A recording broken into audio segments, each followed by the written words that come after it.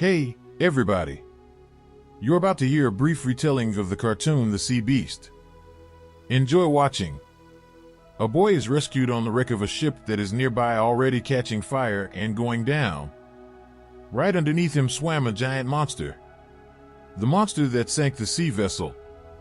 The story takes us to an orphanage. Little Macy Bramble reads to the other children about the monsters that ravaged the shores and sank ships. But brave hunters came along and slew almost all the monsters, and the greatest among them the famous Captain Crow. A nurse came in and roused the children to their beds, and she told Macy to give up trying to escape, but as soon as the woman came out, the girl, aided by the other orphans, slipped out of the orphanage and ran to the seashore. Jacob Crow is on the ship's Inevitable, preparing to face the legendary monster, the Red Howler. 30 years ago, it robbed his adopted father, that great hunter Captain Crow, of his eye. But the captain's mate, Sarah Sharp, had lost a leg in the hunt. The Tribune's tail appeared in the distance, but Leah, the eyes of the ship, reported an attack on the other hunters, and according to the code they were first of all obliged to help their colleagues, and the captain ordered to set a new course. Even though he'd been waiting for a rematch with the Snarker for 30 years. Lomkaspin destroys the second ship with its tentacles, but Captain Crow's crew distracts it. The harpooners took up battle positions, waiting for the command to attack, but first the cannon volleys were fired at the monster, the cannonballs partially breaking the strong armor of the Lomkaspins.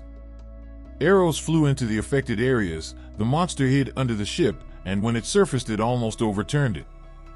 The monster clutched at the ship with its jaws, and with its tentacles began to capture the sailors. Jacob frees them if possible. The hero grabbed a harpoon and launched it at the wound on the head of Lomkaspin, but immediately received a response with tentacles and flew 100 meters away from the ship. The monster almost swallowed the hunter, but the hunter floundered in the water and managed to ride Lomkaspin. Captain Crow grabbed the harpoon and in a leap plunged it straight into the heart of the giant creature. The monster went down, and Crow began sawing off its rock to give to the king. Suddenly the Lomkaspins came to life and pulled the hunter with him into the abyss. However, the captain woke up on deck. He was rescued, but to continue the hunt for the Howler is no longer possible. The ship would not survive another fight, so the command was given to return to the port of White Rock. Half of the crew is crippled. Jacob is also stitched up, and the hunters are worried that they won't be able to handle the Red Howler. But then at least you will die honorably as hunters, Jacob encourages them. The man is called to his quarters by the captain. Crow says that as soon as they fix the ship, they will unleash their full power on the Red, but this will be his last time at sea as captain, and he will hand the ship over to Jacob. The old man remembers saving a boy who was holding onto a shipwreck. Even then, Jacob vowed to rid mankind of those damn things. The Inevitable has entered the harbor, and the townsfolk are happy to welcome their heroes, including little Macy Bramble, who met Jacob while he was celebrating in a tavern.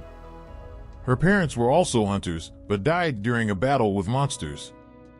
Macy is determined to join their team. Jacob immediately told her no, that well in that case she would talk to Captain Crow himself.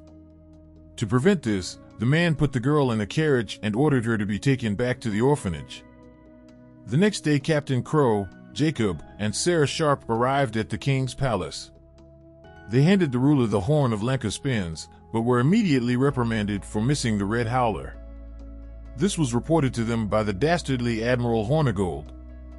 The monarch informs them that the king will no longer pay the hunters. An incredibly powerful ship, the Emperor, has been built, with which they will destroy all remaining sea monsters. Crow criticized the ship's inept design, and most importantly its captain is a complete idiot who has never faced a monster in his life. Jacob begged for another attempt to nail the Howler. Let the royal family test who gets to do it first, either them or Horn Gold on the Emperor. The Inevitable went out to sea once more. The crew is planning an attack on the Red Demon, but to do so they will have to sail farther than usual, to a place no ship has ever been before. Turns out Macy was hiding in one of the barrels. Jacob was going to drop her off at the nearest port, but the captain liked the fighting girl and decided to keep her. Macy was put in with Sarah Sharp, whose quarters looked more like a weapon storehouse. The woman gave the little neighbor a knife, the girl wants to kill the Red Howler as much as the captain. Suddenly a loud roar is heard, the ship shakes and one of the bombs rolls into the water, exploding next to them. The monster moved towards the ship, cannons loaded with incendiary shells.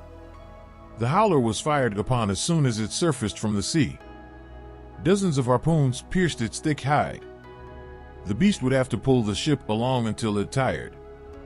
However, the Howler began to swim in circles, creating a huge whirlpool. Jacob insists that they cut off the ends or the ship will go down, but the captain is against it. Despite the prohibition, Macy begins to cut the rope and Jacob does not interfere. The crew was saved, but the rescuers fell into the water and found themselves face to face with the monster, but it just swam away. The captain pulled out a gun and demanded to bring the girl who broke the order to him, but suddenly he and Jacob were swallowed by the monster. A couple of them are still in its mouth for now. Walking forward a little, they found themselves in the nostril of the Howler. In the morning, the monster swam up to the tropical island. Jacob accidentally tickled the Howler's nose with his spear and it sneezed out the hunter's nose. He soon got rid of the second booger as well. The monster looks at the girl with interest and does not show any aggression at all, so Macy stops Jacob from stabbing it in the eye, but the man does not calm down. Then the Howler just waved his flipper and a huge wave swept the hunter away, and then he went about his business. From the forest come terrible sounds. People have taken refuge in a huge shell. The girl asks if it is true that the monsters used to come ashore and danger was everywhere. Although it was a long time ago, the hunter is sure that it was like that, but Macy believes that the monsters are not so bad. Maybe they should just be left alone. It seems the Howler wanted to protect them from the captain who pulled a gun on them. Crow himself is angry that the monster ate his successor, and there's no way to get revenge.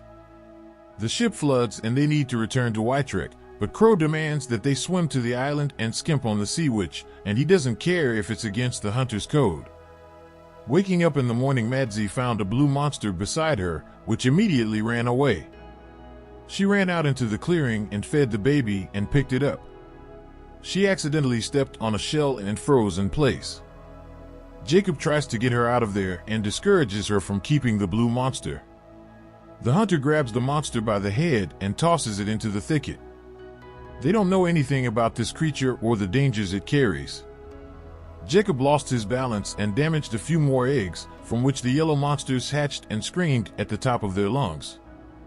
The Yolks thought the humans were their parents and hugged the couple. However, the real moms soon jumped out of the jungle. Jacob thought the monster was going to trample them, but the mom just wanted to get the last cub that clung to the hunter's back. The man exhaled, they were safe now, but suddenly they were attacked by a huge purple monster. It looked like a giant crab. It was about to swallow the man, but a Howler appeared and attacked the crab. Macy ended up on the monster's back, and the monster itself grabbed the Howler by the horn. The girl helped the red one by grabbing the crab by the eye. Jacob entered the fight as well, wounding the monster with his harpoon. Revan grabbed his opponent by the claw and threw him back into the sea. Blue helped Macy get to the boat, which was nowhere to go.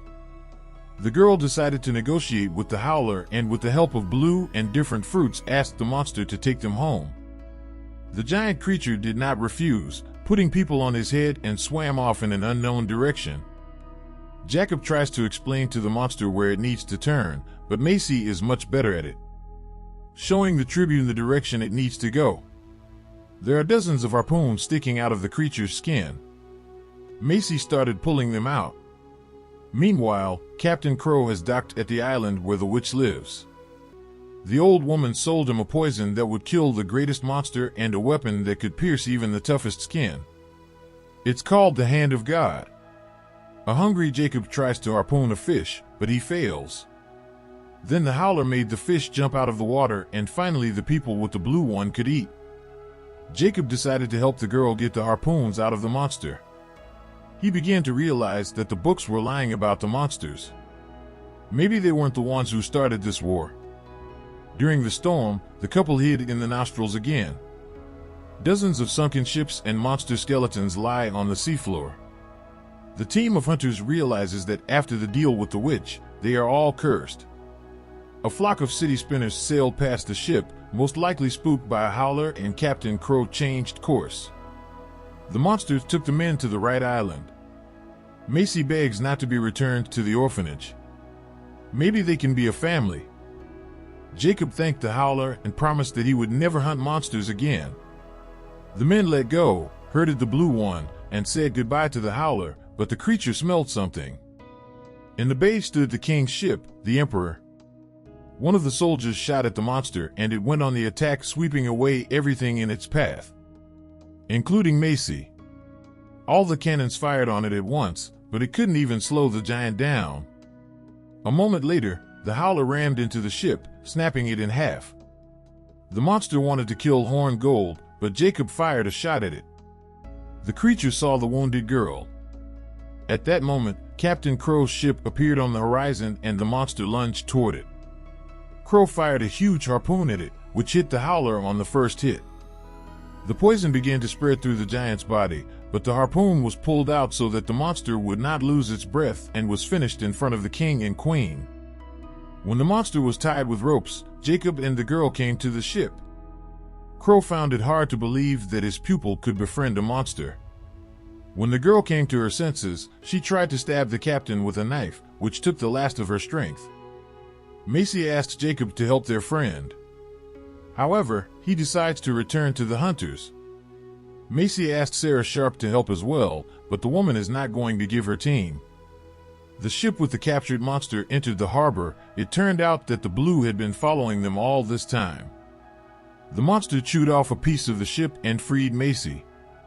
The girl saw the royal crest and realized that all monster books were printed by order of the monarchs. The inevitable stopped right outside the king's palace. The hunters won the contest and proved that only they can handle the monsters. Meanwhile, Macy tries to cut the rope of the shackling howler. Crow is about to finish off his prey, but Jacob stops him. The captain is frustrated with his apprentice and lashes out at him with his sword. During the fight, he threw Jacob into the water, and Sharp found the girl and helped her free the monster. The poisoned howler tried to rise, but collapsed on the ship and one of the palace towers. The monster came to its senses little by little. The soldiers rolled out their cannons. The howler saw its enemy and was about to finish it off, but Macy got in its way. She convinces her friend that if he does, the feud will never end. Jacob took the spear and broke it against his leg. Then Macy addressed the people of the kingdom. She told them that the monarchies had fed them false propaganda, making the sea creatures into creepy killer monsters and making people hate them. The kings used the hunters to expand their empire and enrich themselves, so it was time to end a long-standing feud. The howler turned around to sail away, and the general refused to follow the king's orders and opened fire. The monarch had no choice but to flee. Since then, the hunters' ships have stopped entering the Sea of Monsters, and Macy has found a new family.